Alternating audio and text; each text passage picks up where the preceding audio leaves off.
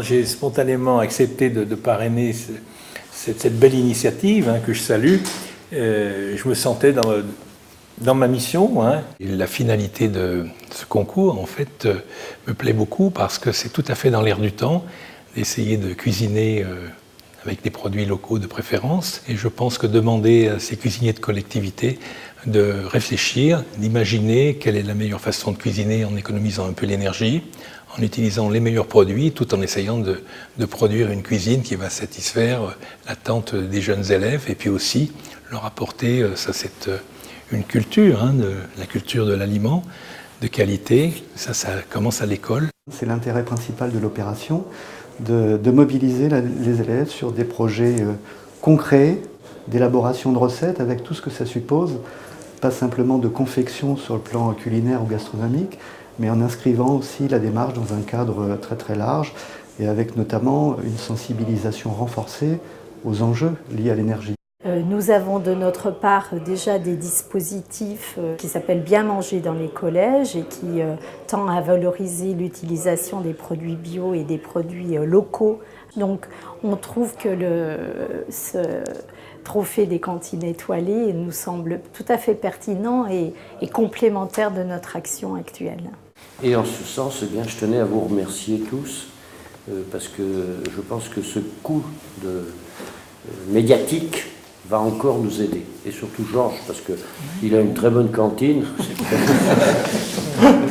Alors nous fêtons aujourd'hui l'anniversaire de la première année de J'apprends l'énergie, une opération assez originale menée par le groupe auprès des écoles, des enseignants, écoles primaires et collèges essentiellement. Vous le savez, le monde de l'énergie est en train de bouger de manière considérable. On passe finalement d'un système qui était tourné autour de la production des grandes centrales à un système qui est tourné autour de l'usage et du consommateur. Donc chacun devient l'acteur de son énergie.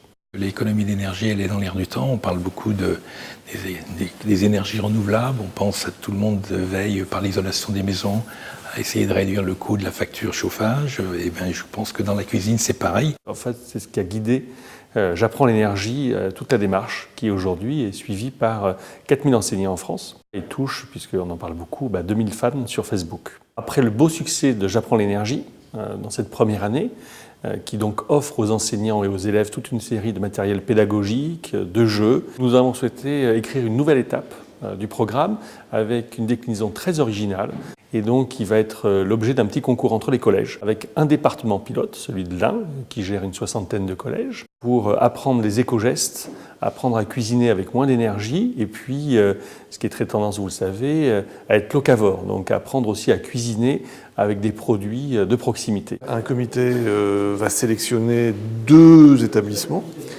et derrière, les internautes, via le progrès.fr, vont pouvoir voter et déterminer lequel des 2 établissements va gagner le concours. On va mettre toute la puissance du projet de façon à impliquer au plus large possible, déjà le maximum d'établissements, et ensuite le maximum d'internautes de façon à ce que ce soit vraiment non pas un choix de spécialistes, mais un choix du public qui sont les utilisateurs de ces cantines. Si je dois faire un conseil aux chefs cuisiniers qui comptent faire ce concours, c'est de trouver la bonne synthèse entre le choix des produits, vous voyez ce que je veux dire, dans l'élaboration du plat qu'ils vont mettre en œuvre, et puis quand même bien évaluer un petit peu la façon dont il peut être préparé au niveau en termes de cuisson.